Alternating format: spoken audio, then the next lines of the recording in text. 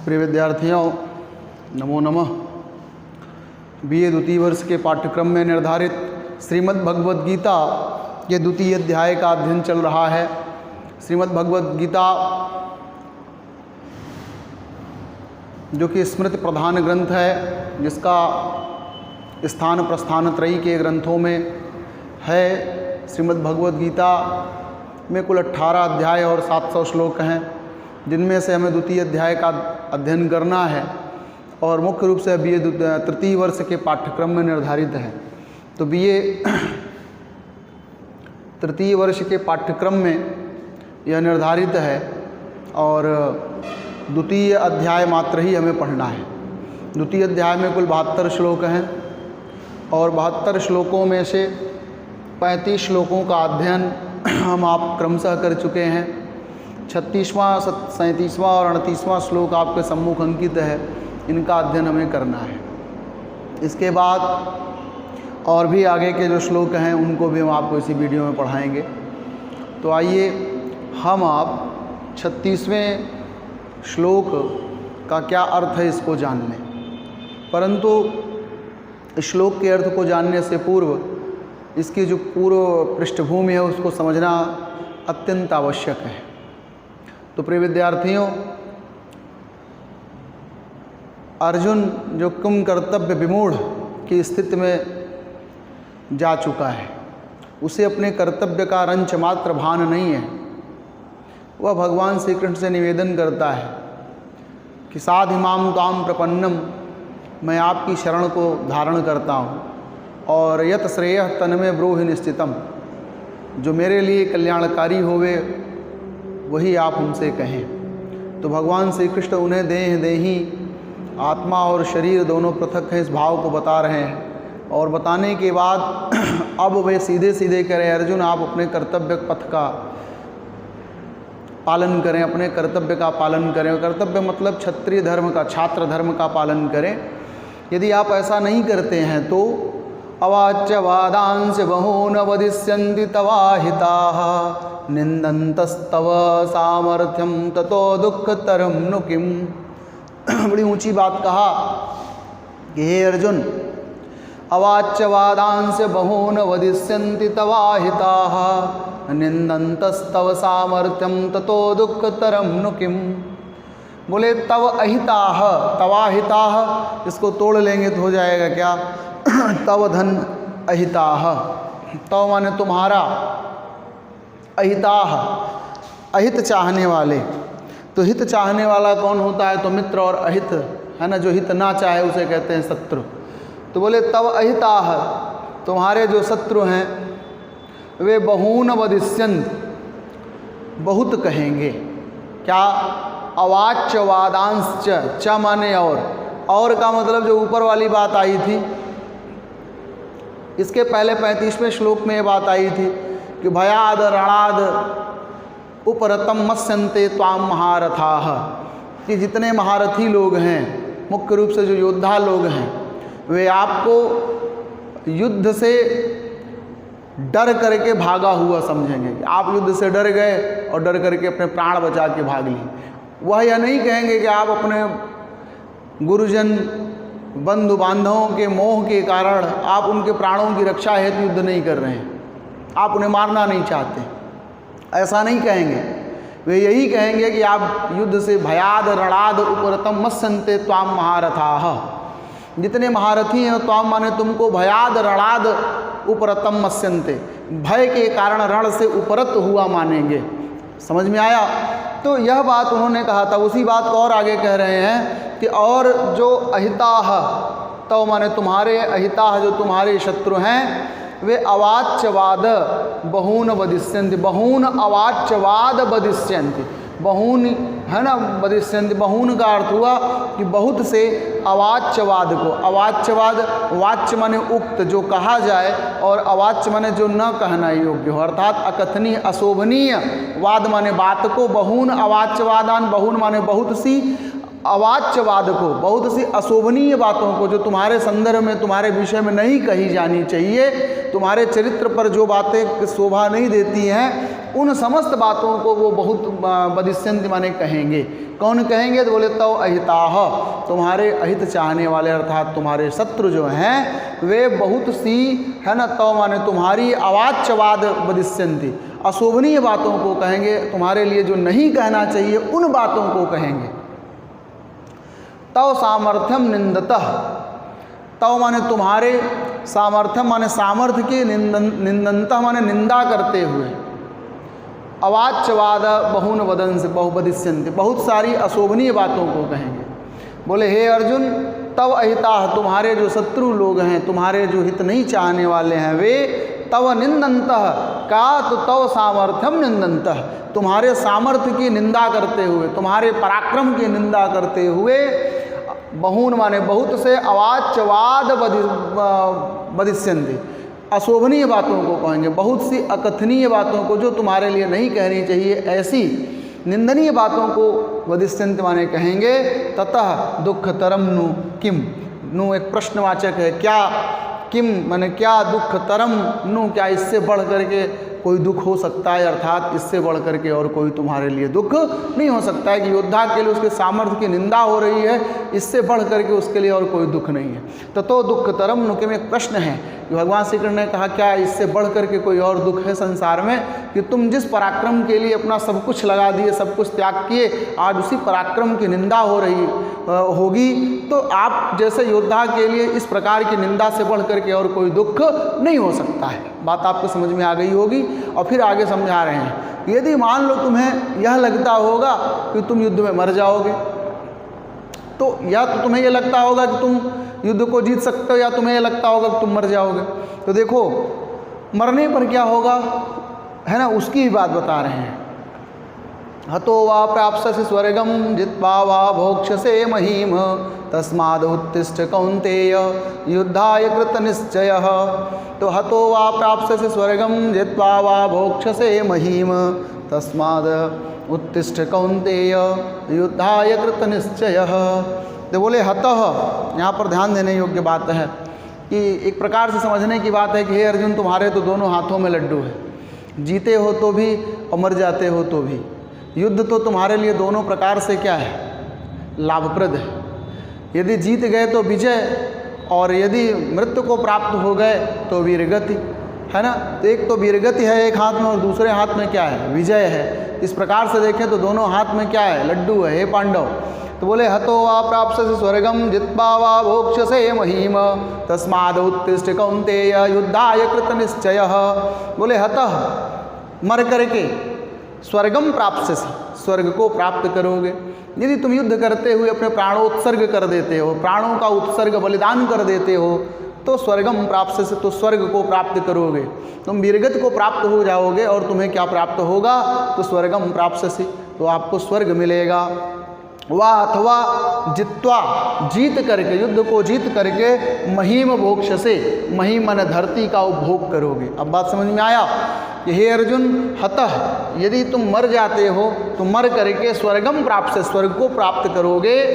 वा माने अथवा, जित्वा, जीत करके, युद्ध को जीत करके, महीम भोक्ष्यसे, मही माने वसुधा, धरती का क्या करोगे, उपभोग करोगे। अपने राज्य को प्राप्त करके अर्थ और काम इत्यादि जो भोग है उनका उपभोग करोगे। और फिर बोले तस्माद्, इसलिए कौन्तेय उत्तिष्ठ, हे कुंती के पुत्र उत्तिष्ठ, उठ खड़े हो जाओ। युद्धाय निश्चयः कृत, युद्ध का निश्चय करके, युद्धाय निश्चयः कृत, युद्ध का निश्चय करके, कौन्तेय हे कुंती के पुत्र उत्तिष्ठ, उठो, उठो अर्थात युद्ध के लिए तैयार हो जाओ। बात आपके समझ में आ गई। तो बड़ा अच्छा भगवान ने उपदेश दिया कि हतः वा प्राप्स्यसि स्वर्गम जित्वा वा भोक्ष्यसे महीम तस्माद् उत्तिष्ठ कौन्तेय युद्धाय कृतनिश्चयः। कि हे अर्जुन, यदि तुम मारे जाते हो तुम्हें स्वर्ग प्राप्त होगा, और अगर जीत गए तो तुम्हें धरती का उपभोग करना है, तो तुम्हें पूरी पूरी धरती मिल जाएगी। तो दोनों तरह तो है ना, दोनों पक्षों में आपका ही लाभ है, दोनों में आपको ही फायदा मिल रहा है। ऐसा नहीं है कि यदि तुम मर गए तो क्या, मरने के बाद तो स्वर्ग का उपभोग करोगे, और यदि तुम जीवित बच गए, युद्ध को है ना विजय प्राप्त कर लिए युद्ध पर, तो आपको पूरी जो आपकी वसुधा, जो आपका वैभव खोया, पूरा पूरा वैभव राज्य आपको प्राप्त हो जाएगा। तो इस तरह से आपको दोनों दृष्टि में आप जो है ना फायदे में है, दोनों दृष्टि से आप क्या हैं, लाभ में हैं। और फिर क्या बोले, तस्मात इसलिए कौन्ते हे कुंती के पुत्र निश्चय कृत, निश्चय करके, किसका निश्चय, तो युद्धाय निश्चय कृतः, युद्ध के लिए है ना, उत्तिष्ठ खड़े हो जाओ, कृत निश्चय, निश्चय करके कि आपको युद्ध करना है, यह बिल्कुल निश्चय करके इस मानसिकता को बना करके आप क्या हो, युद्धाय उत्तिष्ठ, युद्ध के लिए तैयार हो जाओ। आगे फिर क्या बोले, देखो परिणाम पर मत जाओ, ये कहने का भाव है। जैसे कोई भी कार्य आप कर रहे हैं तो आपको उसके परिणाम पर नहीं जाना है, आपको सिर्फ कार्य करते रहना है। उसके लाभ हानि, जय पराजय, यश अपयश, इन समस्त चिंताओं को छोड़ करके आप एकमात्र अपना पूरा ध्यान पूरे मनोयोग से सिर्फ कार्य को संपन्न करें। ऐसा भगवान अब आदेश देने वाले हैं कि सुख दुख समय कृत्वा लाभालाभौ जया जयौ ततो युद्धाय युज्यस्व नैवं पापम अवाप्स्यसि। सुख दुख समय कृत्वा लाभालाभौ जया जयौ ततो युद्धाय युज्यस्व नैवं पापम अवाप्स्यसि। तो बोले सुख दुखे समय कृत्वा, सुख दुख समय कृत्वा, सुख दुख दोनों को समान समझ करके, और क्या समय कृत्वा, तो लाभालाभौ, तो लाभ अलाभौ, जय अजयौ, लाभ का मतलब लाभ और अलाभ माने हानि, तो लाभ हानि, सुख दुख, जय और अजय, तो जय और पराजय है ना, इन द्वंद्वों में समय कृत्वा, इन सबको समान समझ करके युद्धाय युज्यस्व, युद्ध के लिए है ना, युद्ध से, युद्ध के लिए युक्त हो जाओ, अर्थात युद्ध के लिए तैयार हो जाओ। सम, क्या क्या सम करके, तो सुख और दुख, लाभ अलाभ, लाभालाभ हो तो लाभ अलाभ हो, जय अजयौ। तो यहाँ पर देखें तो सुख दुख समय कृत्वा लाभालाभौ जया जयौ ततो युद्धाय युज्यस्व नैवं पापम अवाप्स्यसि। तो बोले सुख दुख समय कृत्वा, सुख और दुख दोनों में समान हो करके, और किस में समान हो करके, बोले लाभ और हानि, जय और अजय, जय और पराजय, इन सबको समान समझ करके युद्धाय युज्यस्व, युद्ध के लिए खड़े हो जाओ, युद्ध के लिए तैयार हो जाओ। न एवं बराबर नैवम, एवं माने इस प्रकार का कार्य करने से न पापम अवाप्स्यसि, पापम अवाप्स्यसि, न पापम अवाप्स्यसि माने पापम न अवाप्स्यसि, पाप को न माने नहीं, अवाप्स्यस माने प्राप्त करोगे। इस प्रकार तुम पाप के भी भागीदार नहीं होगे, इस प्रकार तुम पाप को भी नहीं प्राप्त होगे, न अवाप्स्यस नहीं प्राप्त होगे। पापम माने पाप को, न माने नहीं, एवं माने इस प्रकार। यदि इस प्रकार का कार्य करते हो कि लाभ हानि, जय पराजय, सुख दुख सबको समान समझ करके सिर्फ एकमात्र युद्ध करते हो, और फिर उसमें जो तुम्हें परिणाम प्राप्त होता है, तो ऐसा करने से तुम्हें किसी प्रकार का कोई पाप नहीं लगेगा। बात समझ में आया? यदि तुम्हें लग रहा है कि तुम अपने गुरु का वध कर दोगे, ठीक है, जो भ्राता लोग हैं उन सब का वध करोगे, तुम एक प्रकार के पाप से डर रहे हो, तो इस प्रकार यदि इस भाव से लड़ते हो कि सुख दुख समय कृत्वा लाभालाभौ जया जयौ, सुख दुख लाभ हानि जय पराजय इन सबको समान समझ करके बिल्कुल है ना तटस्थ भाव से युद्ध करते हो, तो उसका जो परिणाम आता है तो उसमें तुम्हें किसी प्रकार का कहीं कोई पाप नहीं लगेगा, उस कर्म को करने में तुम्हें रंच मात्र व्याकुलता नहीं होनी चाहिए। तो आप अपना निश्चित रूप से क्या करें, रथ पर चढ़ें और अस्त्र शस्त्र को लेकर के युद्ध के लिए है ना तैयार हो जाएं। इस प्रकार का उपदेश भगवान श्री कृष्ण ने अर्जुन को 38वें श्लोक के माध्यम से दिया। आगे के जो श्लोक हैं उनको समझाता हूँ।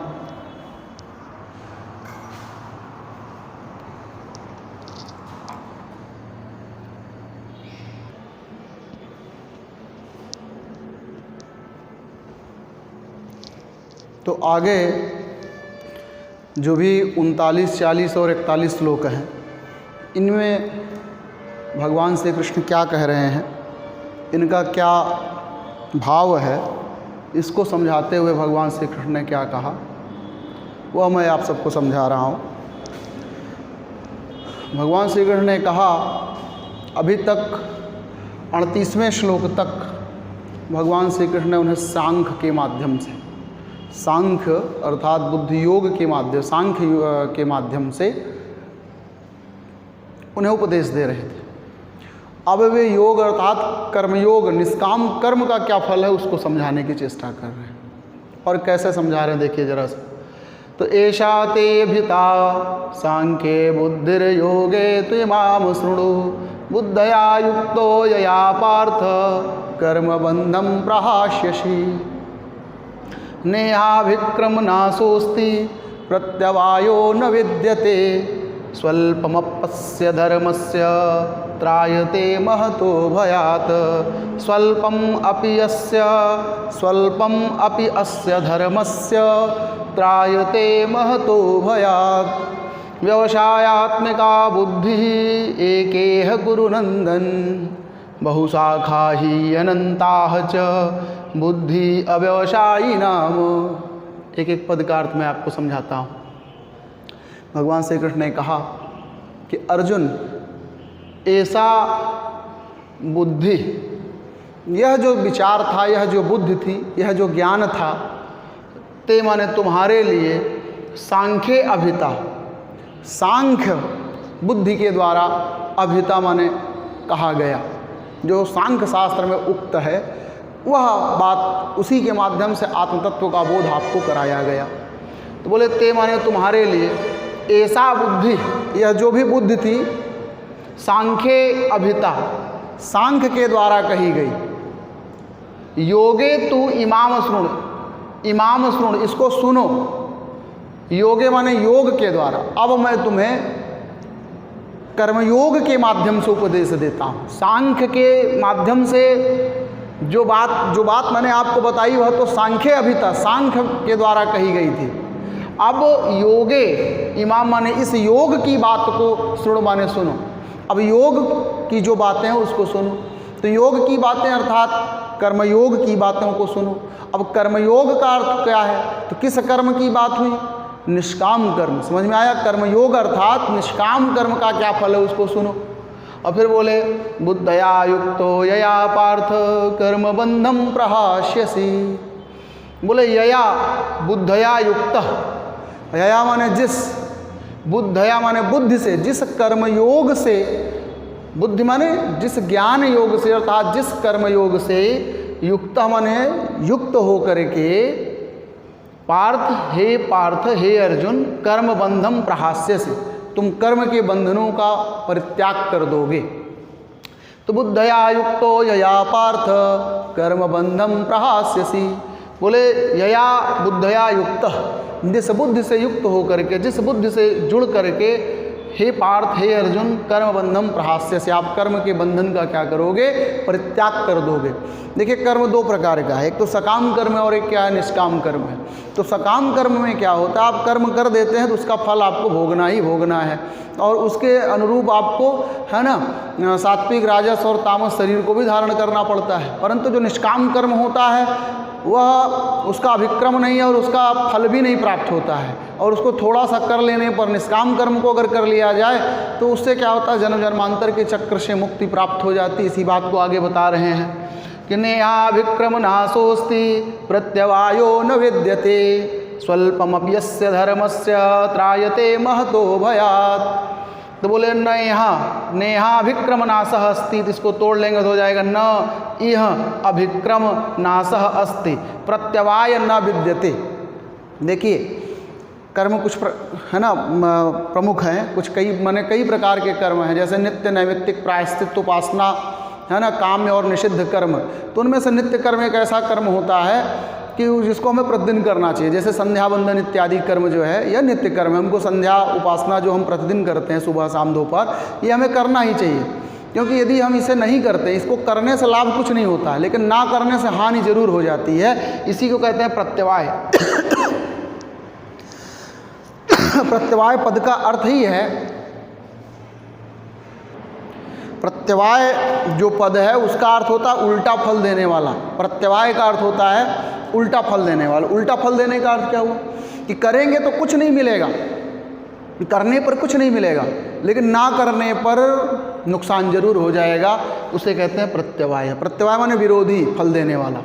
जैसे संध्या वंदन इत्यादि कर्म जो हैं वो प्रत्यवाय कर्म के अंतर्गत आते हैं। यदि आप संध्या वंदन नहीं करते हैं, ठीक है, सुबह दोपहर शाम जो भी पूजा उपासना आप करते हैं, यदि उसको नहीं करते हैं तो उससे नुकसान आपको होगा, लेकिन करते रहने से आपको फ़ायदा भी कुछ नहीं होगा। आप कहेंगे क्या बात है, फ़ायदा कुछ नहीं होगा करने से? और ना करने से नुकसान जरूर हो जाएगा। देखिए जैसे हम प्रतिदिन क्या करते हैं, पाप करते हैं, ठीक है। प्रतिदिन गृहस्थ व्यक्ति जो होता है वह कहीं ना कहीं किसी ना किसी माध्यम से प्रतिदिन थोड़े बहुत है ना पाप करते रहता है। तो उसी एवज में वो क्या करता है, उतना पूजा उपासना पुण्य इत्यादि करके दोनों बराबर हो जाते हैं। लेकिन जब हम क्या करेंगे, नित्य पूजा पद्धति छोड़ देंगे, ठीक है, नित्य उपासना कर्म इत्यादि को छोड़ देंगे, तो हम नित्य जो हमारा पाप है वो इकट्ठा होता रहता है। तो वह क्या करेगा, एक दिन इकट्ठा होकर हमको फल दे देगा। तो इसीलिए क्या होता है कि नित्य जो हम पाप करते हैं उसीलिए नित्य उत्तम पुण्य करते जाते हैं, दोनों पैरेलल बराबर हो जाता है। इसीलिए कहा जाता है कि नित्य कर्म जो है वो प्रत्यवाय कर्म है। प्रत्यवाय कर्म का अर्थ हुआ कि करने से फायदा तो कुछ नहीं होगा, लेकिन ना करने से विपरीत फल दे देगा। आप समझ में आया कि जैसे नित्य कर्म उसको हम करते हैं तो उससे कुछ मिलता नहीं है, वह इतना ही काम करेगा कि जो प्रत्येक दिन हम पाप करते हैं उसको बराबर करता रहता है, उसको साफ करता जाता है। आप समझ में आया। तो यदि हम नित्य कर्म छोड़ देंगे तो पाप इकट्ठा होता जाएगा, वो हमको विपरीत फल दे देगा। इसी को कहते हैं प्रत्यवाय। ठीक, तो आगे ध्यान दें विद्यार्थियों। तो बोले न यह विक्रम नाशः अस्ति प्रत्यवायो न विद्यते स्वल्पमपस्य धर्मस्य त्रायते महतो भयात्। तो बोले न अभिक्रम नाशः अस्ति, बोले न माने नहीं, इह माने इस लोक में अभिक्रम नाशः अस्ति। इह माने इस माने इस निष्काम कर्म का है ना, इह माने इस लोक में अभिक्रम नाशः अस्ति। अभिक्रम माने हुआ प्रारंभ हुए का, अभिक्रम माने प्रारंभ हुए का, नाशः न अस्ति, नाश नहीं है, अर्थात इसके बीज का नाश भी नहीं होता है।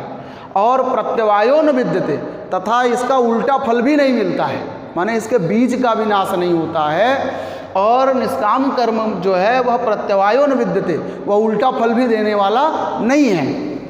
और स्वल्पम अपि अस्य माने इस निष्काम कर्म के, स्वल्पम अपि थोड़े से, धर्म से माने धर्म के द्वारा, अर्थात इस थोड़े से धर्म आचरण के द्वारा महतो भयात त्रायते। महतो भयात माने महान भय से, त्रायते माने बच जाता है। कौन? जीवात्मा। तो जीवात्मा इसके इस प्रकार के थोड़े से धर्म से माने धर्म के द्वारा महतो भयात त्रायते, महान भय से बच जाता है। महान भय से बच जाता है अर्थात जन्म मरण इत्यादि इस महाभयंकर दुख से क्या होता है, बच जाता है। बात आप समझ में आ गई। इसलिए अर्जुन अब तुम निष्काम कर्म की ओर ध्यान दो, ठीक है। आप सकाम कर्म की ओर ना ध्यान करके कि इसका फल क्या होगा, है ना, हम हार जाएंगे कि विजय को प्राप्त करेंगे, हमें लाभ होगा, नहीं। आप अब ये इच्छाओं का परित्याग कर दीजिए। अब आप सिर्फ और सिर्फ निष्काम कर्म, है ना, इसका आचरण करिए कि युद्ध करना ही एकमात्र मेरा क्या है, धर्म है। यह मान करके आप युद्ध करें तो यही आपका निष्काम कर्म। इसमें लाभ होगा, हानि होगा, जय होगा, पराजय होगा, मैं हारूंगा, वे हारेंगे, हमें मारेंगे या हम उनको मारेंगे, इन सारी बातों से आप बिल्कुल अपने चित्त को दूर करें। आप सिर्फ कर्तव्य करें, इसे कहते हैं निष्काम कर्म। समझ में आया। तो बोले क्या, स्वल्पम अवश्य धर्मस्य त्रायते महतो भयात्। स्वल्पम अपि अस्य माने अस्य धर्मस्य, इस धर्म का अर्थात इस निष्काम कर्म के, स्वल्पम अपि थोड़े से भी, है ना, आचरण के द्वारा थोड़े से भी कर्म कर लेने से महतो भयात् त्रायते, जीवात्मा व्यक्ति महान भय से बच जाता, अर्थात जन्म वर्ण रूप संसार का जो ये आवागमन चक्र है उससे बच जाता है। और फिर आगे बता रहे हैं क्या कि व्यवसायात्मिका बुद्धिरेकेह कुरुनंदन बहुशाखा अनंताश्च बुद्धियो अव्यवसायी नाम। बोले पहले आप व्यवसायात्मिका बुद्धि वाले व्यक्ति बनिए। बोले बुद्धि तो एक ही होती और वह निश्चय ज्ञान देती। समझ में आया। अब अंतर यह है कि आप व्यवसायी वाले हैं कि अव्यवसायी वाले हैं। व्यवसाय माने होता है निश्चय और व्यवसायात्मिका माने निश्चयात्मिका। निश्चयात्मिका क्या है? जैसे पंखे में 3 पत्ती है, ठीक है, उसके 3 ही पर हैं, यही निश्चय है।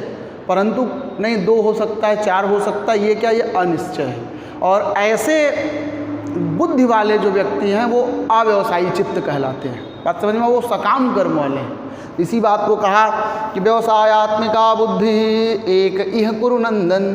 कुरुनंदन, हे कुरुवंशी अर्जुन, व्यवसायात्मिका बुद्धि एक इह माने इस संसार में तो व्यवसायात्मिका बुद्धि एक, व्यवसायात्मिका माने जो निश्चयात्मिका बुद्धि है वह तो एक ही होती है। तो आप उस समय एकमात्र निश्चय करिए कि हमको युद्ध करना है, बस, इसके अतिरिक्त और कुछ नहीं।